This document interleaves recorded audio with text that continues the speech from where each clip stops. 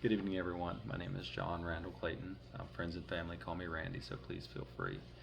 I am at my family's home here in Palm Coast, Florida, taking a little bit of a break from rebuilding after the tornadic activity up in Georgia that damaged my home. So I'm tired, a little beat up, but doing pretty good now and just kind of taking a break for this long weekend. The topic that I want to get into for this capstone discussion is the effects of sunscreen and skincare products on marine organisms, and we're going to focus kind of on corals. Corals are a major component of many marine environments around the world, and they're suffering greatly. And it's amazing. Anybody who's ever been fishing and used live bait, minnows or shrimp or things like that, and that have stuck their hand in the water after they put on sunscreen and then kind of wondered why all their bait died within a couple of minutes. The minute amount of sunscreen that it requires to kill a large area of marine life is actually quite small.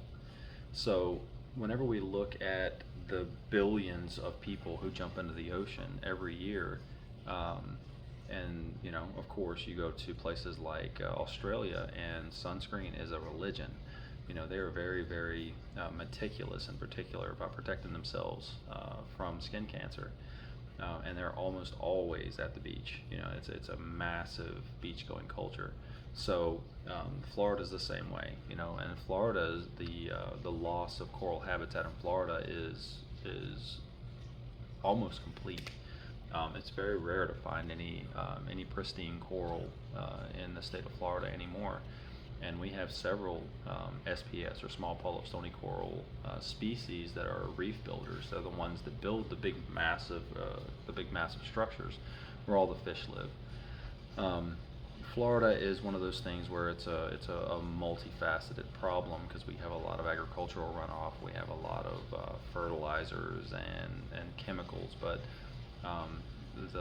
the numbers of people who jump in the ocean in the state of Florida covered in sunscreen every year is massive. And again, it doesn't take much. You can take a few drops into a swimming pool sized area, will kill every organism in that area in a short amount of time. So we're going to continue to investigate this problem as we go through this course for these discussions, and I hope that the information that we bring can bring some level of appreciation for the problem, and kind of get some people on board with finding alternative measures to protect our marine environments, because once they're gone, those are the primary links to food chains. And whenever you lose the oceans, you lose all the animals in the oceans.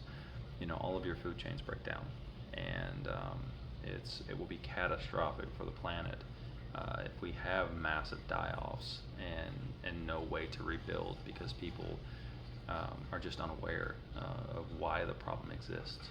So please feel free, whenever you do your comments, to ask any questions, and I look forward to continuing this discussion on the boards, and I hope you guys have a wonderful and safe night.